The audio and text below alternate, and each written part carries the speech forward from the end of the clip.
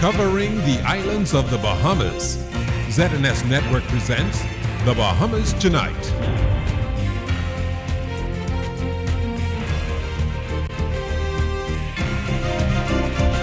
This portion of the news is brought to you by McDonald's. McDonald's, I'm loving it. Good evening and welcome to The Bahamas Tonight, the National Report. I'm Keishla Adderley. Thanks for joining us. Topping the news this evening, Prime Minister Perry Christie made a major announcement today, revealing that plans for a casino in Bimini are underway, bringing with it a tourism boost and a hit to lingering unemployment concerns. Mr. Christie made the announcement at a press conference today, and as Altovise Munnings tells us, the casino will complement the successful Bimini Bay Resort in North Bimini. Some $24 million has been invested to create Resorts World Casino at the Bimini Bay Resort in North Bimini. The new gaming facility will offer the traditional table and slots casino games for visitors to that northern island. Bimini Bay Resorts developer and chairman of RAV Bahamas Limited, Gerald Capo, pitched the idea to Resorts World Genting officials several years ago. The company is one of the world's premier resort and casino operators. Now, the venture has been in the pipeline with successive governments, and now that the deal has received the green light from the Christie administration, the dream of boosting Bimini's tourism and economic product is now a reality. It's a deluxe 10,000 square feet casino that we intend to open, God willing, by the end of this year. It's going to catapult our resort, is going to catapult the economy of Bimini, it's going to create jobs, direct and indirect, and it's going to be of a great benefit. And we see this as the beginning of many other good things to come. The magic of Bimini is really what drew us to here. Ernest Hemingway, Martin Luther King, his involvement there, the Fountain of Youth. It's just a beautiful, beautiful island, and we feel that it is a great opportunity for us to build our first boutique casino outside of Asia and in Bimini. With a 79% repeat visitor return, Prime Minister Perry Christie is optimistic that this new development will propel Bimini into a leading international tourist destination. Not only that, some 1,000 jobs will be created for unemployed Bahamians, and that will also include training to work in the remodeled casino. There are experienced dealers and supervisors who work in casinos who today are not working, who will have a source of employment. There are young Biminites who will have the opportunity to be trained as croupiers and therefore be first-time recruits to this development. And to a great extent, it would be in the interest of both the government and the developer to find as many people who live in Bimini or can be accommodated because they used to live in Bimini, in this development. We're also, at the gaming board, beginning the training, because whilst Genting will provide a significant number of jobs, the truth is many Bahamians will have to be trained as gaming inspectors. Resorts World Genting already operates 44 casinos around the world. This is the company's first venture in the Caribbean this decade. The casino operator's last stint in the Bahamas was back in the 1980s in Grand Bahama. The government and Bimini Bay developers desire to provide every opportunity for growth on Bimini. Bimini could be seen to be on its way to having all that it needs to be sustained forever and forever. I've always said that the Bahamas, entire the country, is like a jewelry store, and this jewelry store is full of diamonds, rubies, and all sort of high price stones. Bimini happens to be the Tiffany diamond of the Bahamas, and this Tiffany diamond has to be polished because people usually don't see the forest for the trees, and many people don't realize where it is. So we're polishing now Bimini with a resort that has different components. Altovise Munnings, ZNS News. The Christie administration says it's using every opportunity possible to attract more investment and fulfill a major campaign promise. Our Altavi's Munning spoke to Mr. Christie, who said achieving that will mean involving talks with some international stakeholders, which have already begun. A contingent of senior officials from the Inter-American Development Bank are in town this week to meet with senior government officials on a number of issues. The week-long tour ended this morning with a 60-minute meeting with Prime Minister Christie at the office of the Prime Minister in Cable Beach. We spoke with him after that meeting. We want to ensure that we have done everything to test the ideas we have that are being implemented to protect our country and its citizens. We are aggressive in that way. So a part of what we have asked the Inter-American Development Bank to look at is whether or not they can share some ideas, help us to flesh out and form some initiatives, some strategies that would complement what we want to do. The 2010 through 2014 IDB country strategy with the Bahamas focuses on energy, water and sanitation, transport and small and medium enterprise development. IDB Vice President is Roberto Valentini. We're here to conceptualize and develop with the government our program for the next 5 years, what the IDB will be involved with the government in certain areas of work. And so we're discussing each of the areas and to converge into an agreement on where we're going to be working together in the next 5 years. So to that end, we have met several ministers, education, labor, financial services, environment, the energy company, etc., to discuss with them what could be done in each of the areas that will be involved. Now, most Caribbean states seek financial assistance from the Inter-American Development Bank for a number of reasons. Regional Manager Gerard Johnson has seen an increase since the global recession. Well, 3 months after he was convicted of manslaughter in the death of suspect Desmond Key, former Police Corporal Donovan Gardner's sentence was handed down today. Before her ruling, Supreme Court Justice Vera Watkins said her decision was influenced by the fact that Gardner expressed no remorse and failed to take Desmond Key's inebriated state into account before he acted. Shanique Miller was in court for the sentencing and reaction from the Key family. For 5 years now, we've been waiting for justice, and praise God, justice has been served. Desmond Key's family praising the sentence handed down today. It's been hard on his mother, his grandmother. It's been very hard. Former Police Corporal Donovan Gardner's sentence on his manslaughter conviction today, his sentence of 10 years, even a surprise to his attorney Wayne Monroe. We did submit that having directed on negligence, the maximum under that is 5 years. Whether she erred there or otherwise would be something you consider it. You speak with the client, you get instructions as to what to do. A Supreme Court judge gives her opinion on things, gives her reasons, you take them seriously. So you never jump up and say, I will appeal. The bottom line to it is you will consider what is done and give advice. On June 17, 2007, police reported that Key, 27 at the time, was arrested on a traffic violation and taken to the Grove Police Station. No explanation was given as to what took place at the station. However, evidence presented in court suggested that there may have been an argument between Gardner and Key. Sometime later, Key was taken to hospital with extensive injuries and admitted to intensive care unit. Gardner, a police officer of 22 years, was relieved of his duties pending the outcome of the case. Today, Justice Vera Watkins said upon review of the evidence, there were some aggravating factors that warranted the 10-year prison sentence. First, Gardner was the officer in charge of the shift and had a duty to protect the victim entrusted in his care. Another factor?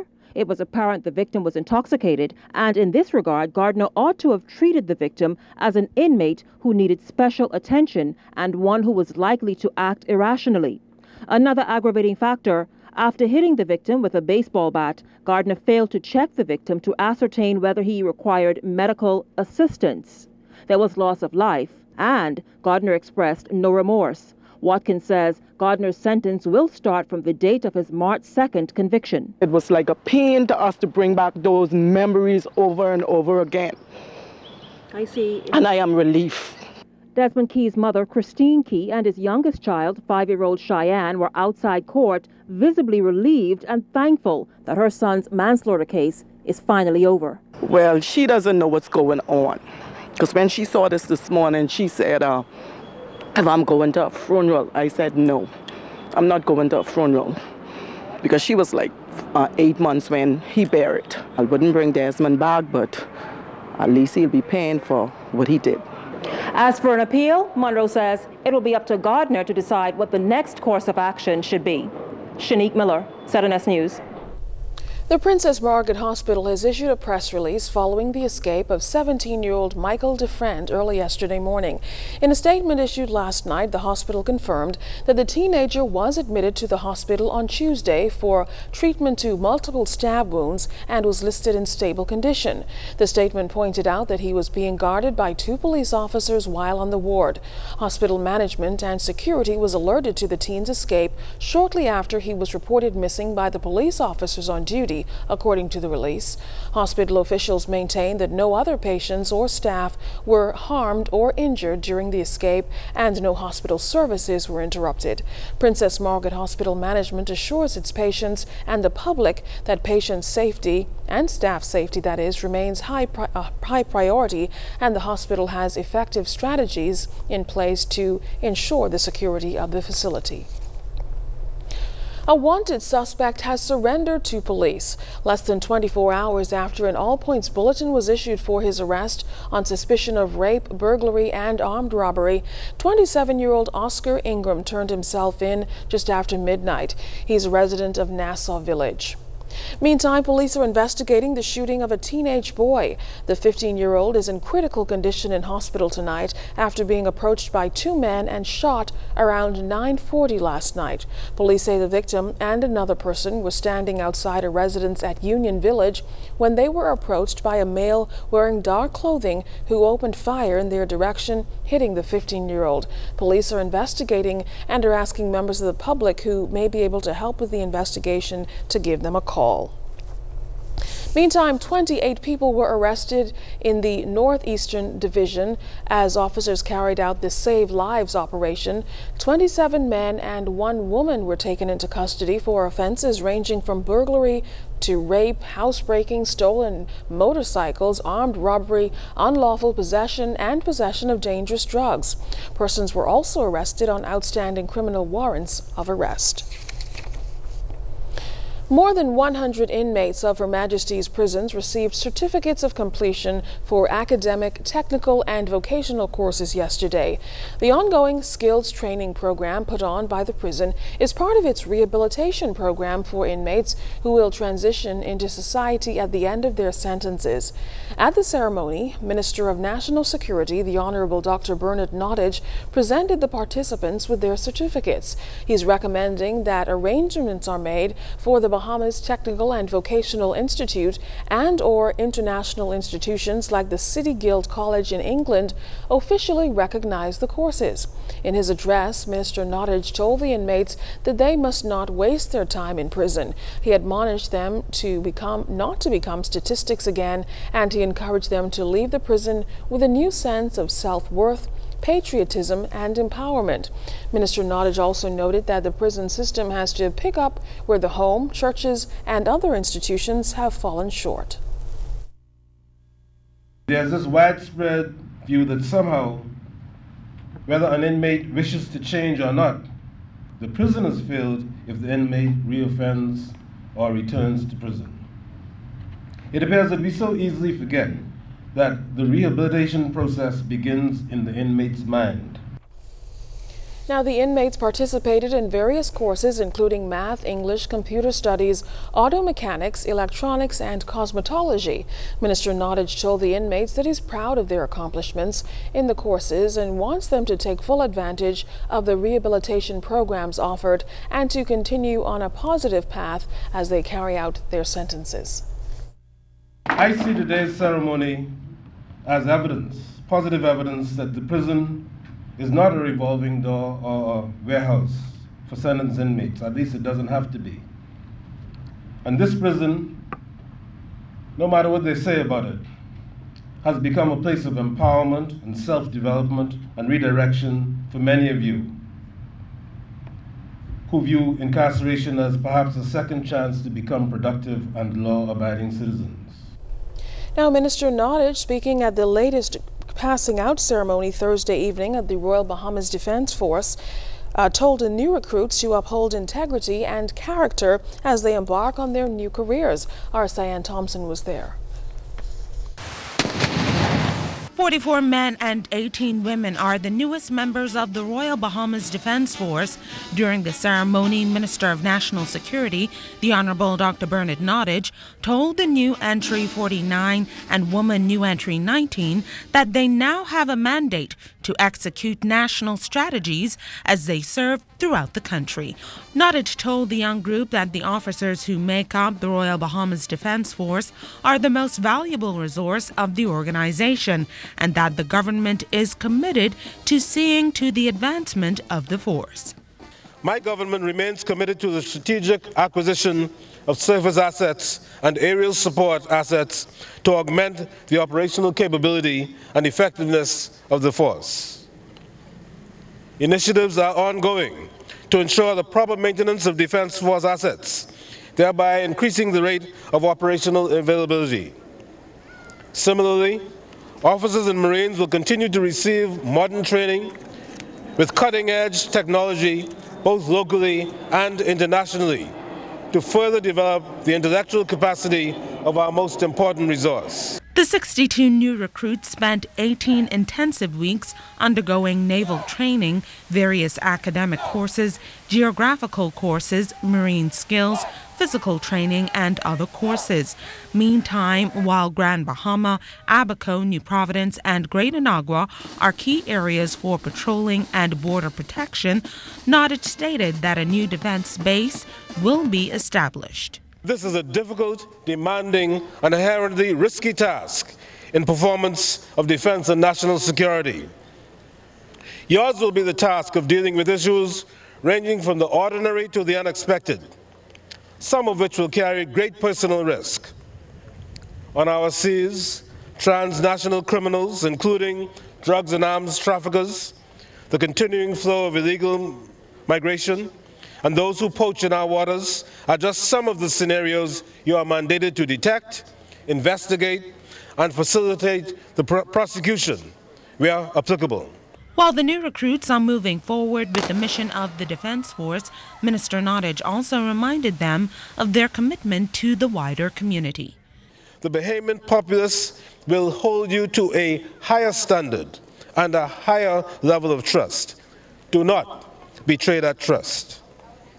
I commend you, new entry 49 and woman entry 19, on your decision to enlist in this noble institution. I urge you to strive to be extraordinary Marines, guarding our heritage through a higher call to service. I thank you, but I thank also your families and friends who have supported you through this initial phase. These new recruits will now join members of the Royal Bahamas Defense Force as they carry out their mandate in protecting the borders of the country. Cyan Thompson, ZNS News. Stay tuned, there's more news after the break.